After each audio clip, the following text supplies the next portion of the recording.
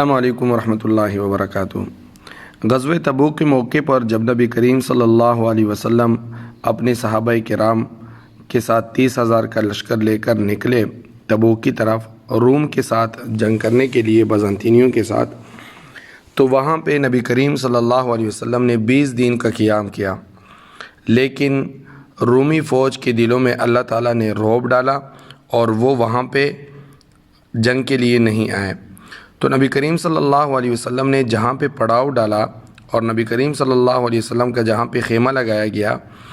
اس جگہ پہ آج کل جو مسجد بنی ہوئی ہے مسجد الرسول کے نام سے یا مسجد التوبہ کے نام سے،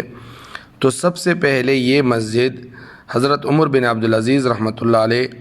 نے اپنے دور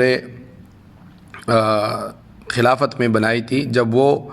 اس شہر کے گورنر تھے اور یہ بنو امیہ کے خلیفہ تھے۔ اور پھر اس وقت جو اس کی تعمیر ہوئی حضرت عمر بن عبدالعزیز رحمۃ اللہ علیہ کے زمانے میں، وہ مٹی سے کی گئی اور اس کا چھت جو تھا وہ کھجور کے تنوں اور مٹی وغیرہ سے بنایا گیا۔ پھر اسی مسجد کو عہد عثمانی میں، سلطنت عثمانیہ کے دور زمانے میں، سلطان سلیمان القانونی نے 1062 ہجری یعنی جو موافق بنتی ہے 1651 عیسوی میں ان کی تعمیر کی، انہوں نے اس کی تجدید کی، اور پھر ان کو ایک مرتبہ اتراک کے آخری دور میں، سلطنت عثمانیہ کے آخری دور میں 1325 ہجری میں،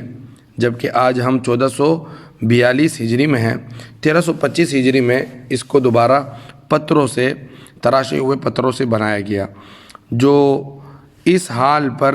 ملک فیصل کے زمانے تک رہی۔ ملک فیصل جب مدینہ یہ تبوک کے شہر میں تشریف لائے تو انہوں نے یہاں پہ اس مسجد میں 2 رکعت نماز پڑھی، اور پھر ان کے دوبارہ بنانے کی اور نئے طرز سے بنانے کی، جو مسجد نبوی کے طرز کے ساتھ میں ہو، بنانے کا جو ہے حکم دیا، اور 1393 ہجری، یہ اس وقت 1393 ہجری کا سال تھا، اس پر کام شروع ہوا، اور اس کے ساتھ جو دوسرے پرانے مکانات وغیرہ تھے ان کو گرا کر یہاں کے ارد گرد جو علاقہ ہے وہ مسجد کے لیے وقف کر دیا گیا، تاکہ جو ہے کھلی فضا رہے۔ یہاں مسجد کے ساتھ ایک مقبرہ ہے جس میں کچھ صحابہ کرام بھی مدفون ہیں، اور اسی مسجد کے ساتھ قریب میں ایک قلعہ ہے جو قلعہ تبوک کے نام سے مشہور ہے، اس کی انشاءاللہ الگ ویڈیو بنائے گی۔ تو یہ مسجد یہاں پہ نبی کریم صلی اللہ علیہ وسلم نے 20 دن کا قیام کیا اور جنگ نہیں ہوئی، اور اللہ تعالیٰ نے بغیر جنگ کے جو ہے فتح نصیب فرمائی، اور اسی جگہ پہ اپنے صحابہ کرام کے ساتھ قیام کیا۔ تو بعد میں حضرت عمر بن عبدالعزیز رحمۃ اللہ علیہ نے اس جگہ مسجد بنائی، اور پھر اس مسجد کو تجدید کرتا گیا سلطان سلیمان القانونی نے، اور پھر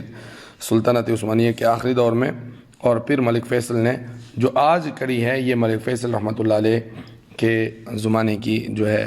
تعمیر ہے۔ تو جب بھی تبوک آپ جانا ہوا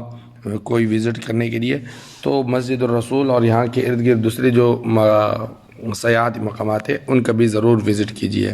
السلام علیکم ورحمۃ اللہ وبرکاتہ۔ دوستو، صادق ٹی وی کو سبسکرائب کرنا مت بھولیے، ویڈیو کو لائک کریں، شیئر کریں، اور کمنٹ سیکشن میں اپنے رائے کا اظہار ضرور کریں۔